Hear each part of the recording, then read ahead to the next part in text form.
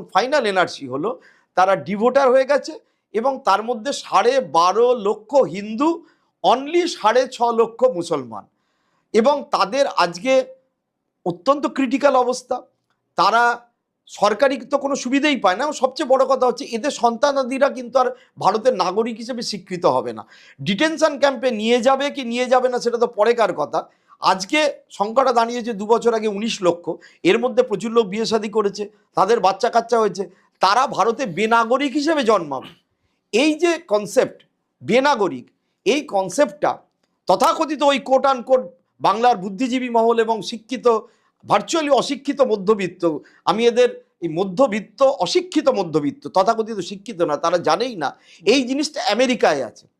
প্রচুর হিসপ্যানিক, আমি নিজে আমেরিকায় গিয়ে দেখে এসেছি, তারা থাকে, তাদের কাজ করে, ব্যাংকে অ্যাক্সেস নেই, তাহলে তারা কি করে, তারা ডেলি